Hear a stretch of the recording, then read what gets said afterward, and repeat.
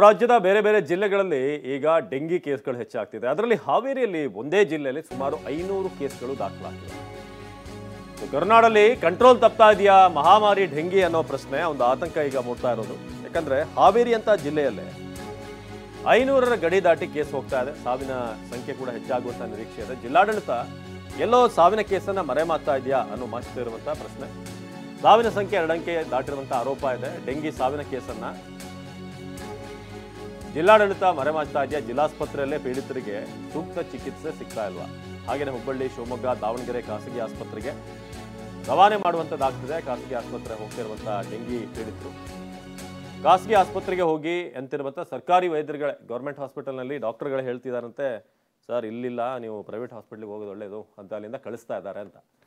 ಜೊತೆಗೆ ಇದರಲ್ಲಿ ನಮ್ಮ ಜನರ ಜವಾಬ್ದಾರಿ ಕೂಡ, ಸಾಮಾನ್ಯ ಜನರ ಜವಾಬ್ದಾರಿ ಕೂಡ ಹೆಚ್ಚಾಗಿರುತ್ತೆ. ಮನೆಯನ್ನು ಸ್ವಚ್ಛವಾಗಿ ಇಟ್ಕೊಳ್ಳೋದು, ಮನೆ ಸುತ್ತಮುತ್ತ ಸ್ವಚ್ಛವಾಗಿ ಇಟ್ಕೊಳ್ಳೋದು, ಜೊತೆಗೆ ಮನೆಯ ಒಳಗೆ ಈ ಕಿಟಕಿ ಬಾಗಿಲುಗಳನ್ನು ಸೂಕ್ತವಾಗಿ ಹಾಕುವಂಥದ್ದು ಇರ್ಬೋದು.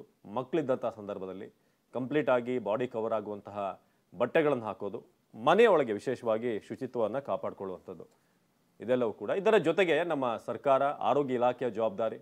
ಭಾಳಷ್ಟು ಕಡೆ ಟೆಸ್ಟಿಂಗ್ ಕಿಟ್ಗಳು ಇಲ್ಲ ಅನ್ನೋ ಆರೋಪ ಕೇಳಿಬರ್ತಾ ಇದೆ. ಗೌರ್ಮೆಂಟ್ ಹಾಸ್ಪಿಟಲ್ಗಳಲ್ಲಿ ಕೇಸ್ಗಳು ಜಾಸ್ತಿ ಬಂದಾಗ ಪ್ರೈವೇಟ್ ಕಡೆಗೆ ಅವ್ರು ರೆಫರ್ ಮಾಡ್ತಿದ್ದಾರೆ ಅನ್ನೋ ರೀತಿಯಾಗಿ. ಯಾಕಂದರೆ ಭಾಳಷ್ಟು ಕಡೆ ಗೌರ್ಮೆಂಟ್ ಹಾಸ್ಪಿಟಲ್ಗಳಲ್ಲಿ ಪ್ರೈವೇಟ್ ಕ್ಲಿನಿಕ್ಗಳನ್ನು ಇಟ್ಕೊಂಡಿರುವಂಥ ಡಾಕ್ಟರ್ಗಳೇ ಇರ್ತಾರೆ. ಸ್ವಲ್ಪ ಹೊತ್ತು ಗೌರ್ಮೆಂಟ್ ಹಾಸ್ಪಿಟಲಲ್ಲಿ ಕೆಲಸ ಮಾಡಿ ನಂತರ ತಮ್ಮ ಪ್ರೈವೇಟ್ ಕ್ಲಿನಿಕ್ನಲ್ಲಿ ಕೆಲಸ ಮಾಡುವಂಥವ್ರು. ಕೆಲವರು ಬೇರೆ ಹಾಸ್ಪಿಟಲ್ಗಳಿಗೆ ರೆಫರ್ ಮಾಡುವಂಥದ್ದು ಕೂಡ ಆಗ್ತಾ ಇದೆ.